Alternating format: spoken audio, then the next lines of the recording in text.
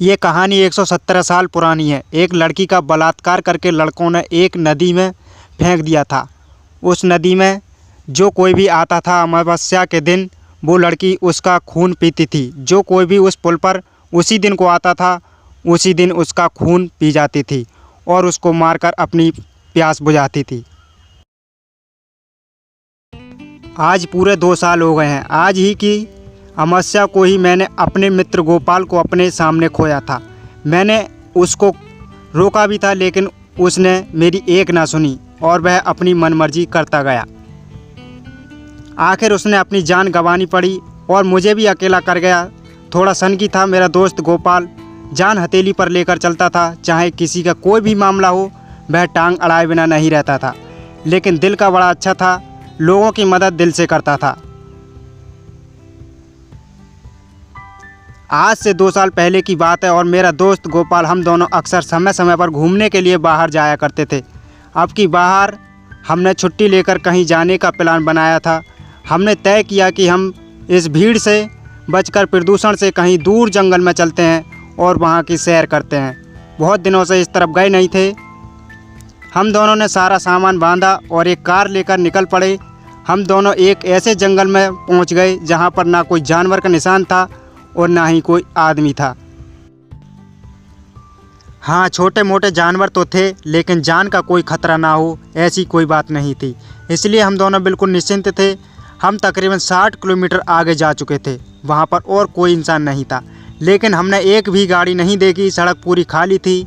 हमारी कार मानो हवा से बातें कर रही थी। हमने एक अच्छी घाटी पर जाकर अपनी कार को रोक दिया। हमने अपना सारा सामान निकाल कर घर बनाया, फिर खाना खाया और आग जलाकर शराब पीने लगे। गोपाल ने कुछ ज़्यादा पी ली थी और टाइम भी कुछ ज़्यादा हो गया था। बहुत ज़्यादा रात हो चुकी थी। सुबह के 3 बज गए थे। अब हम दोनों सो गए थे।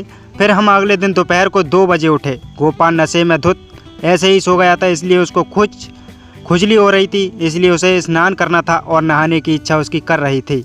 मैंने बोला चलो मैं भी नहा लेता हूँ, चलो हम कहीं पानी ढूंढते हैं। हम दोनों ने अपने कपड़े एक बैग में लेकर पानी को ढूंढने के लिए निकल गए। काफ़ी इधर उधर घूमे, लेकिन कहीं पानी नहीं मिला। मुझे लगा कि अब हमें पानी तो मिलने वाला नहीं है, चलो अब चलते हैं। और हम अपने घर को वापस चल पड़े जहाँ पर हमारा कैंप लगा हुआ था। गोपाल बोला मुझे भी ऐसा ही लगता है, हमें वापस चलना चाहिए। वैसे भी हम लोग बहुत आगे आ गए हैं। अब हम दोनों वापस लौटने लगे, लेकिन एक समस्या हो गई रास्ते में आते आते। फिर हम जिस रास्ते में आए थे तो उसका हम अंदाज़ा ही नहीं लगा पाए।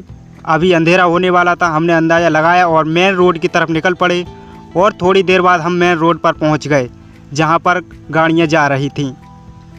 हम वापस घर की तरफ निकल पड़े, लेकिन हमको पता नहीं था कि हम उल्टी दिशा में जा रहे थे। थोड़ी देर बाद पानी की बोलने की आवाज़ आई, लेकिन अभी अंधेरा भी हो चुका था। हम किसी भी तरह अपने टेंट पर लौटना चाहते थे जहाँ पर हमने अपना कैंप लगाया था और वहाँ रुके थे। हम एक पुल के पास पहुँचे तो वहाँ पर क्या मस्त हवा चल रही थी, ठंडी हवा। हम ठंडी हवा में पुल की रेलिंग पर बैठ गए। तभी दूर कहीं भेड़िए की रोने की आवाज़ आई। हम दोनों खड़े हो गए। हमने सोचा कहीं इधर तो नहीं आने वाला है। गोपाल ठीक मेरे सामने था। तभी आकाश में एक बड़ा काला पक्षी उड़ रहा था और बोल रहा था, मानो हम ये कहना चाहता था कि यहाँ से चले जाओ, यहाँ रुकना ठीक नहीं है, आप यहाँ से चले जाओ। मैंने गोपाल से कहा यहाँ से चलते हैं। गोपाल बोला थोड़ी देर और रुकते हैं, यहाँ पर बहुत अच्छा लग रहा है और बहुत अच्छा मौसम भी है। तभी मेरी आंखें फटी की फटी रह गईं। गोपाल के पीछे एक लड़की खड़ी थी।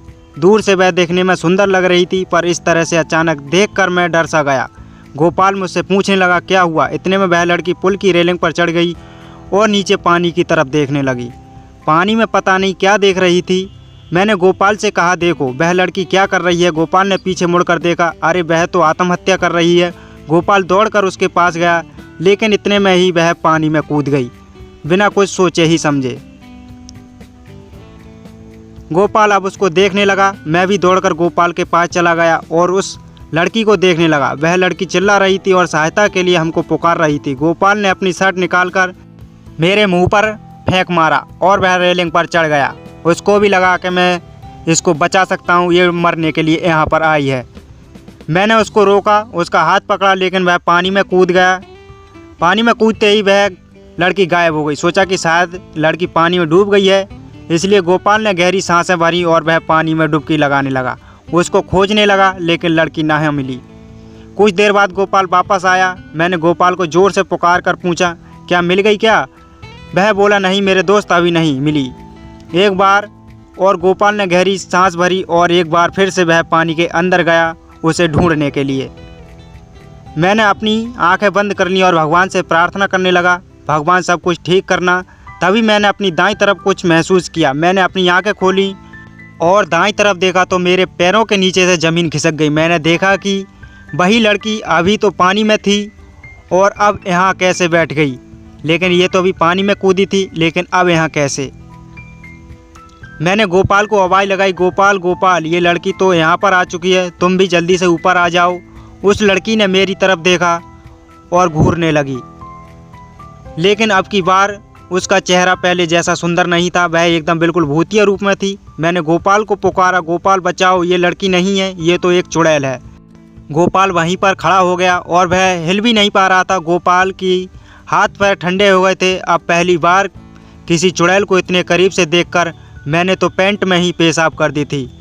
मैंने कभी भी चुड़ैल को नहीं देखा था। वह लड़की मुझसे बोली, तुम चिंता मत करो, मैं तुम्हें कुछ नहीं करूँगी, मैं तुम्हारे दोस्त को खाऊंगी। अब मेरी धड़कनें बढ़ने लगीं और मैंने गोपाल को बोला, गोपाल गोपाल, जल्दी से पानी से बाहर आ जाओ, नहीं तो ये चुड़ैल तुम्हें खा जाएगी और तुम्हें ये मारने को कह रही है। अब गोपाल के हाथ पैर बिल्कुल ठंडे पड़ गए थे और वहीं पर खड़ा रहा और एक बार फिर चुड़ैल लड़की पुल की रेलिंग पर खड़े होकर गोपाल के ऊपर कूद गई और गोपाल को पानी के अंदर ले गई और मैं ऊपर से यही चिल्लाता रहा, गोपाल गोपाल गोपाल। कुछ समय बाद पानी से खून दिखने लगा और मेरी हालत ख़राब हो गई। अब मैं समझ गया था कि अब मेरा दोस्त गोपाल इस दुनिया में नहीं रहा और इस सदमे में मैं सहन नहीं कर सका और वहीं पर बेहोश होकर गिर पड़ा। सुबह हुई तो मैंने अपने आप को 4-5 लोगों से घिरा हुआ पाया और जल्दी से उठकर पानी की तरफ देखा। मैंने गोपाल को तो वहाँ पर उसकी लाश तैर रही थी। मैंने गांव वालों से पूछा कि वह लड़की कौन थी। लड़की तो नहीं है, लड़की तो कम और चुड़ैल ज़्यादा थी, उसी ने मेरे दोस्त को मारा है। गांव वालों ने मुझे उस लड़की के बारे में पता चला। उस लड़की का इतिहास 300 साल पुराना है। किसी राजा और मंत्री ने उस लड़की का बलात्कार कर दिया था और ये बात धीरे धीरे पूरे गांव में फैल गई थी। इसलिए अभी लड़कियां उसके ऊपर ताना मारती थीं, उसको छेड़ा करती थीं। उसके पति ने भी उसको छोड़ दिया था। फिर वह लड़की अपने मायके चली गई। मायके में भी वही समस्या थी, उसको वहाँ पर भी उसको चिढ़ाती थीं। उसके परिवार वाले और गांव वाले उसको जीने नहीं दे रहे थे। फिर एक दिन वह लड़की इस पुल के ऊपर गई और इस पानी में कूदकर अपनी जान दे दी। तभी से वह लड़की सभी लोगों को जान से मारकर उनका खून पीती है। गांव वालों ने यह भी बताया कि यदि ये लड़की 117 लोगों का खून पी लेगी तो वह फिर से एक सुंदर स्त्री बन जाएगी। इसलिए अमावस्या की रात को जो भी दिखता है उसको मारकर उसका खून पीती है। उस अमावस्या की रात के ही बाद वह लड़की फिर से वहाँ पर कभी नहीं दिखती। मेरा दोस्त गोपाल की मौत उसका आखिरी 117वां शिकार था।